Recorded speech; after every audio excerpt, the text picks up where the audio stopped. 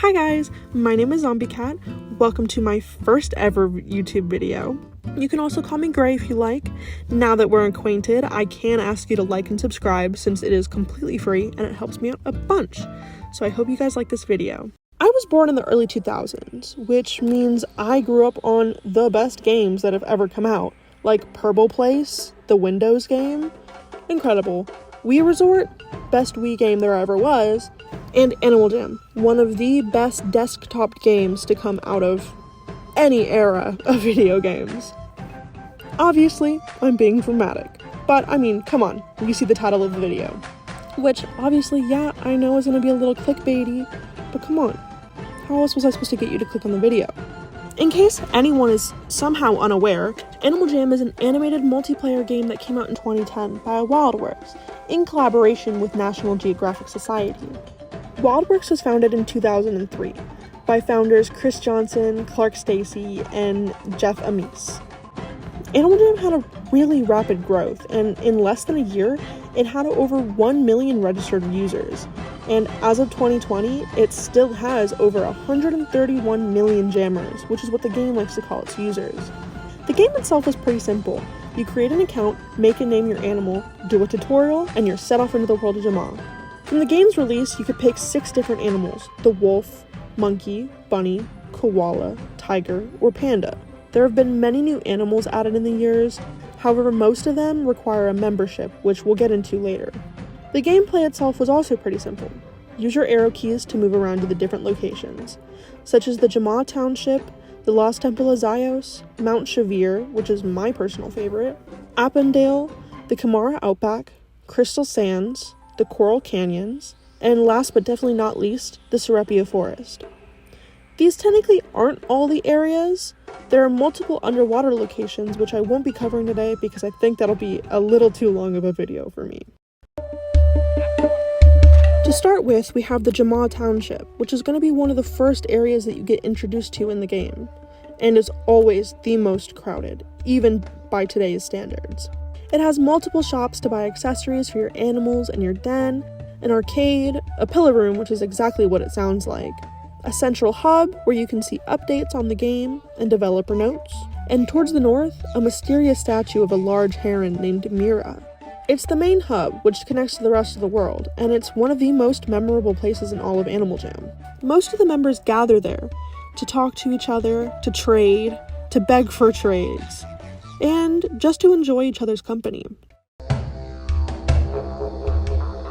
The next place, the Lost Temple of Zaios, is based off of the rainforest. It's very old and ancient, with ruins scattered around its lands, a huge contrast from the homey feeling of the township. In the middle is a glowing gold statue of Zaios, Jamaa's creator. If you were to click on the statue, you would get led down into the archives, which has fragments of notes on Jamaa's history.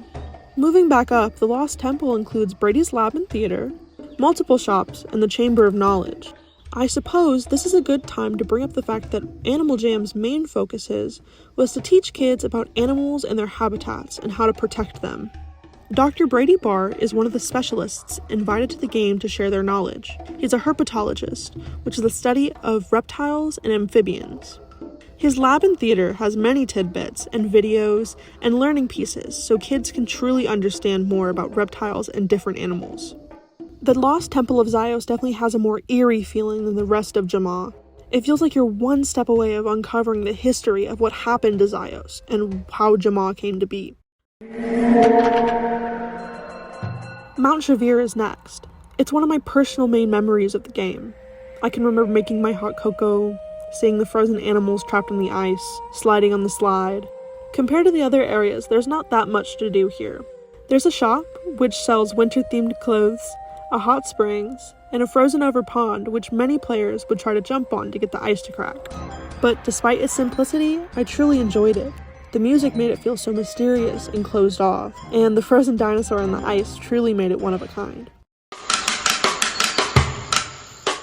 Appendale is based off of a savanna, and it's pretty unique. It has a huge baobab tree in the middle, and inside was a shop named Claws and Paws, where you could buy a bunch of pets that'll follow you around. There was also a conservation museum, where you could learn how to protect animals.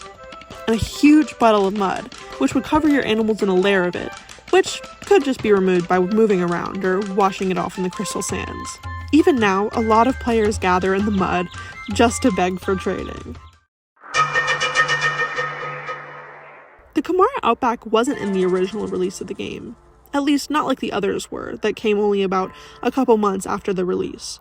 Kamara Outback didn't come until 2013, 3 years later, and similar to Mount Chevere, it's never really that crowded. There was a hospital which sold medical-themed clothes, and then a shop which sold Australian-themed clothes. The main selling point of the place is the hospital itself, which kids would take turns playing doctor or patient. But I feel that it's a little bit too similar to the Coral Canyons for a lot of people to really enjoy it. Now we have the Crystal Sands, another one of my favorites. It was based off of the beach and a water park, including huge slides and a sandy shore. It also had an easy, accessible way to get to the underwater areas, besides using the map to teleport to them. It had a juice hut where you can make a small glass of juice, just like the hot cocoa in Mount Chevere, and Tierney's Aquarium, which was named after another one of the specialists in the game, Dr. Tierney Thies. It also had a touch pool, which I thought was so cool as a kid. Its music is also pretty nostalgic, and is one of the most popular in the entire game. The Coral Canyons is a huge area based off the Grand Canyon, and it's pretty packed. Its main feature, the Canyon Bridge, was just like the ice in Mount Chevere. You get enough people to jump on it and it'll start to crack, although it'll never truly break. It includes an art studio where you can make custom pieces that you could hang in your den, which unfortunately was mostly for members, since the currency you needed to be able to turn them into den pieces, which was really hard to get as a regular jammer. For shops, we have the Den Depot, which, again, as it sounds, only sells a bunch of different dens. Epic Wonders, which is behind a waterfall, has exclusive items that change every now and again. And Royal Ridge, which was pretty much only accessible to members since you needed a flying animal to get it, and only had one non-member item, so there was really no point in getting to it anyway. Now, the Serapia Forest was based off the Redwood Forests, with huge trees and tree houses and bridges connecting everything. There was the Serapia Theater, a big campfire, which if you get enough people to dance in front of it, will make the smoke turn into Mira. There's plenty of shops, like the Flag Shop, which sells flags, Treetop Gardens and topiary shops, which sell plants, and the Theater Shop, which you can purchase theater items for your den. And the theater was also a mini-game about popcorn, which, if you get enough popcorn into your popcorn bucket, will make the popcorn float next to you. Now that we've focused on the mainland areas, you may be curious about the dens I keep bringing up. The den is a small house that you get access to in the tutorial phase of the game, that you can decorate with things that you buy around Jamaa. You can invite others to yours or visit your friends' dens. You can have multiple dens, but most of them are for members only. But Zombie Cat, I hear you asking, what is this member thing I keep hearing you say? And my response is, good question. In order to keep the game free for as many players as possible, they went with the Club Penguin route. Instead of ads, they introduced memberships. You can get your parents to spend $50 and have access to whatever your little heart desired. Unlimited animals, unlimited pets, unlimited dens. The possibility was endless. And I mean truly endless. Most of the shops in Jamaa only sold member items, so sometimes it felt that you're a little left out as a normal jammer, which was the point, to get more kids to want to buy memberships, to make the game more money. Thankfully, they went with that route instead of ads, because I hate new mobile games and their ads. It's really annoying. Now, one of the most enticing things about Animal Jam was its minigames. It's how you can collect coins to be able to buy everything you wanted, and there were a lot. There were single-player, multiplayer, micro games, dress-up games, claw machines, and the list goes on and on. I'll only bring up a couple here. One of my favorite games was Overflow. It was single-player, and before the arcade was made, it was found in Crystal Sands. It's a play on one of those pipe games where you connect them all and the water flows. It was so fun, and you could play it without penalty as much as you wanted. So if you mess up a level, you can just restart the level without having to restart the entire game and all of your progress. I would play this game for hours, and it was amazing. However, I know it's not for everyone, so there were plenty of other games, especially the multiplayer games, which were what most players gravitated towards, and for good reasons, because they were so fun. Best Dressed, Jamaa Derby, Temple of Trivia, Falling Phantoms, to name a few. Now, what the hell is a phantom, and how is it only coming up now? Well, now it's time to blab about Jamaa's lore. So, I mentioned Zyos earlier. Before he created Jamaa, he was called the Skyfather, and he made planets and stars, but he was so lonely. So he made the Sky Mother, Mira, the bird I mentioned earlier. Mira and Zyos loved each other deeply, and together they made Jamaa. But unfortunately, the peace they fostered wasn't permanent. A dark and eerie force snuck its way onto Jamaa, corrupting everything it touched. And as you'll come to learn, the phantoms didn't come out of nowhere. They came from Mira herself. Mira created them out of her sadness and anger after her and Zyos split. It was believed that Zyos died, but as more of the story came out, it was learned that he didn't die, that they had just split up and continued running Jamaa separately. Mira was so heartbroken from their split that she accidentally created a horrible evil. The Phantom Queen herself opened a portal from her dimension to capture Zyos and tried taking him away, but Mira followed, and when the portal shut, it shut them off from their own creation forever, lost to time. It isn't really clear what happened then, but the Phantoms still roam Jamaa, and strong animals called the Alphas have risen up to try and destroy them. There are 7 Alphas who were chosen by Zyos and Mira themselves to be the heroes and champions of Jamaa. There's Liza the panda, Cosmo the koala, Graham the monkey, Sir Gilbert the tiger, Peck the rabbit, Greeley the wolf, and Tabby the dolphin. The Alphas teach jammers how to take down phantoms and how to get rid of the pollution they spread. With the Alphas, you can rise up and destroy the phantoms from taking over Jamaa. Animal Jam grew an insane following after its release. YouTubers making themselves known quickly, ones that I watched frequently like Apari, Lilac Gold, Slushy AJ, Wisteria Moon, Bepper, and Julian2AJ to name some of them.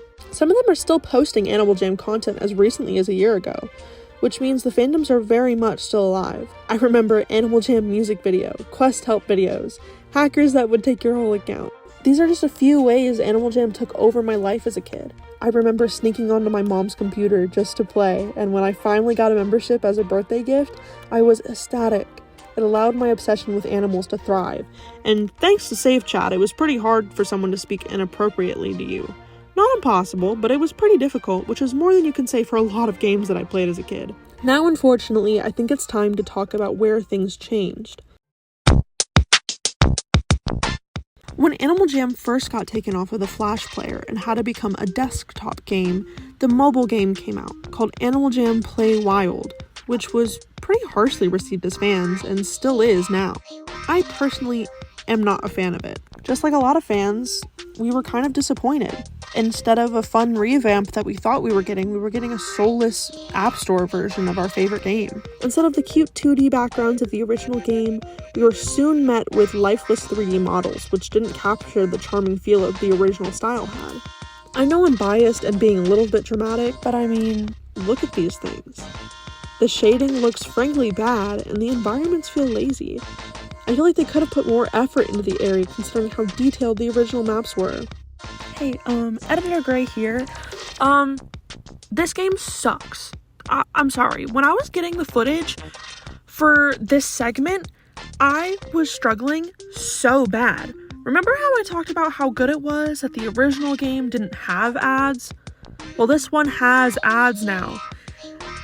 The game constantly crashes.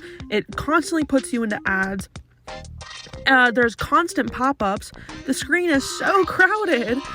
Everything that was good about the original game was changed about this version. And the controls are so clunky. It is so hard to move around because you end up moving your finger over where you need to be able to see. And then sometimes you don't even go. The game is so bad. It's so bad. It's so bad.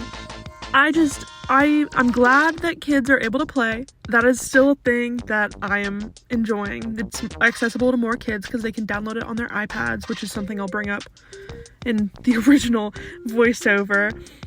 But wow, coming back to this game from getting all the recordings for the original, is so bad. Like, I was just struggling so bad, and I literally had to cut out all the times that my video crashed. And I was playing on my phone, and I have an iPhone 14, so I feel like it shouldn't be crashing this much. But anyway, back to past me. But it's not a complete loss. You can still download the original Animal Jam, which was promptly renamed AJ Classic. Animal Jam is still very popular, and it's still getting plenty of players, but it's nothing like the early fame of its original days. It's mostly because the kids who grew up on it grew out of it, and that's okay. Thankfully, it has not gotten the Club Penguin treatment, and people can still enjoy the older and newer game. And as harsh as I was on the newer version, I'm sure kids are still enjoying it, since it's more reminiscent of something like Roblox. But part of me still hopes that it'll have the fame that it once had. At its core, Animal Jam was much more than just playing. One of the key elements that made Animal Jam what it was the social aspect. Players around the world could meet, talk, trade, and when you're exploring the world and playing mini games with your friends, it allowed you to have an experience that you could never have in real life. Animal Jam created some of the most memorable events ever, like the Jamaa eclipse, Jamaa Days in July, the Message in a Bottle event, Extravaganza, Night of the Phantoms, Feast of Thanks, Golden Gala, and the Wild Weekend, just to name a few. It brought more players together than it ever could, and the events gave you event-specific items that you could only get in the event, so it was kind of important to log on and play. Now I think Animal Jam has the right to go down in history as one of the most popular desktop games to have ever existed, and for a good reason. It's had so much influence on my life and many other people's lives that I know, and it changed it for the better, I think. Now, I know the video was a little short, but considering it was my first ever YouTube video, I hope you guys enjoyed my rambling, and I promise the next video will be a little longer. So again, like and subscribe if you can, and bye-bye!